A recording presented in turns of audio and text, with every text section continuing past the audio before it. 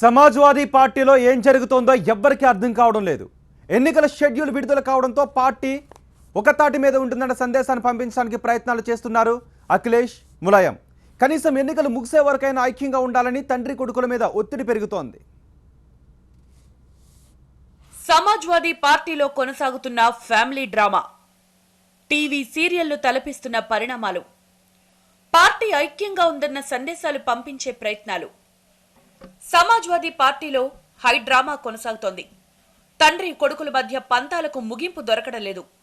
రెండు వర్గాల మధ్య విభేదాలు తారాస్థాయికి చేరిన నేపథ్యంలో ఇప్పుడు మళ్లీ సంధి చర్చలు జోరుగా సాగుతున్నాయి. 3 రోజుల నుంచి ములాయం, అఖిలేష్ యాదవ్ల మధ్య విస్తృత చర్చలు సాగుతున్నాయి.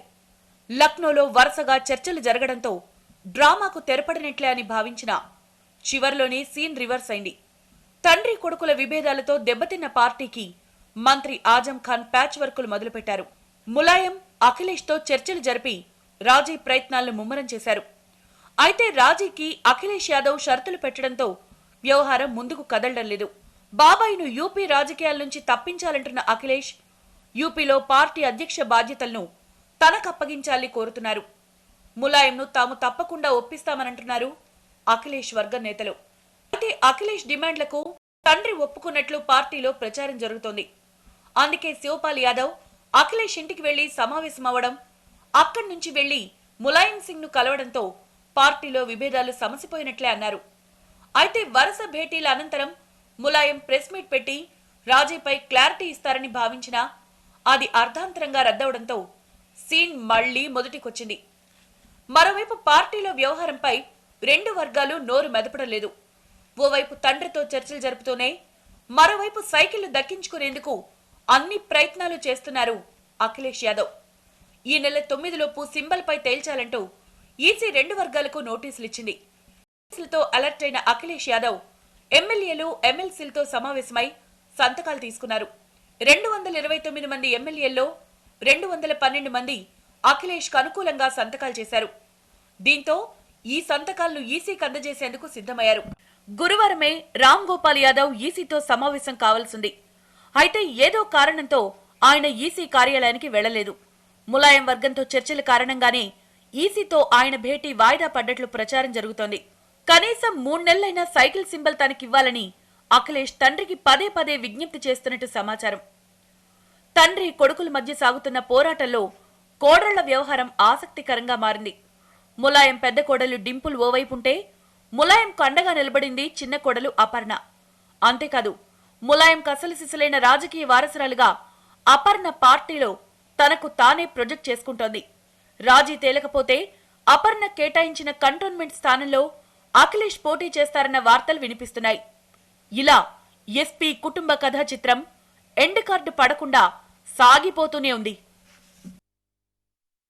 సమాజ్వాదీ పార్టీలో తండ్రి కొడుకుల మధ్య రాజీ కుదరకపోవడానికి అమర్ సింగ్ కారణమా?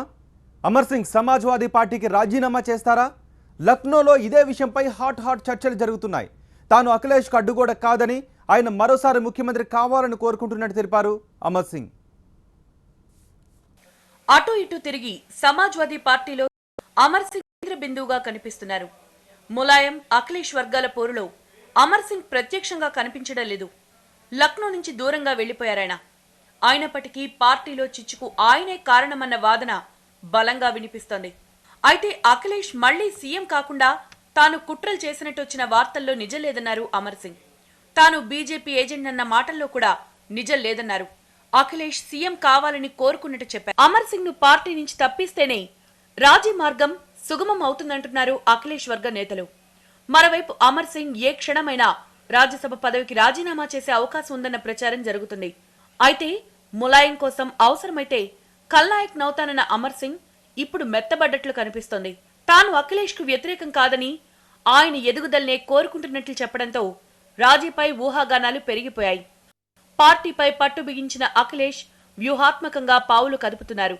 ఎట్టి పరిస్థితుల్లో కూడా అమర్ సింగ్ ఎన్నికల్లో కనిపించకూడదని ఆయన వ్యూహం. తండ్రి పక్కన అమర్ సింగ్ ఉంటే తనకు వ్యతిరేకంగా కుతంత్రాలు పెరిగిపోతాయని భయపడుతున్నారు అఖిలేష్. ఇది లేని పరిస్థితుల్లో సమాజ్వాదీ పార్టీ నుంచి అమర్ సింగ్ మళ్లీ బయటకు ఎక్కువగా ఉన్నాయి. తనను విలన్ గా చిత్రీకరించడంపై తీవ్ర మనస్తాపానికి గురయ్యారు అమర్ సింగ్. రాజకీయాలంతా కుట్రలమయమని ఆయన ఇప్పుడు మెట్ట వేదాంతాన్ని వల్లించడం వెనక ఇదే కారణం. యూపీలో మళ్లీ గద్దెనెక్కడానికి అఖిలేష్ యాదవ్ దగ్గర సీక్రెట్ ప్లాన్ ఉందా? వార్ రూమ్లో దీనిపై ఆయన ఎప్పటికప్పుడు చర్చలు జరుపుతున్నారా? కాంగ్రెస్తో జత కలిస్తే మెజార్టీ సాధించే అవకాశాలున్నాయని సర్వేలు రావడంతో ఆ పనిలో ఉన్నట్టు ప్రచారం జరుగుతోంది. Akhilesh Yadav secret plan. రాహుల్ గాంధీతో మంతనాలు జరుపుతున్న అఖిలేష్ వర్గం. రాహుల్ విదేశాల నుంచి రాగానే పొత్తు ఖరారు. సమాజ్వాదీ పార్టీలో సీఎం అఖిలేష్ దే పూర్తి పెత్తనం అని తేలిపోయింది. తండ్రి ములాయం పూర్తిగా సైడ్ అయిపోయారు. బీజేపీకి గట్టి పోటీనిచ్చేది అఖిలేష్ వర్గం అని ముందస్తు సర్వేలు కూడా చెప్తున్నాయి.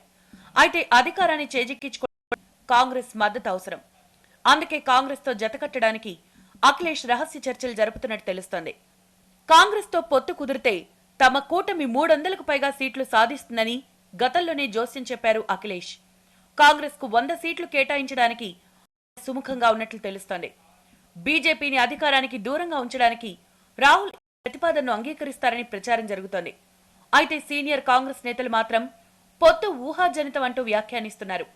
అన్ని సీట్లలో తమ పార్టీ పోటీ చేస్తుందని స్పష్టం చేశారు. పార్టీ చీలికతో ఎట్టి పరిస్థితుల్లో కూడా కాంగ్రెస్ తో పొత్తు పెట్టుకోవాలన్న ఆలోచనలో అఖిలేష్ ఉన్నారు. రాహుల్ విదేశాల నుంచి వచ్చాక దీనిపై పూర్తిగా క్లారిటీ వచ్చే అవకాశాలున్నాయి.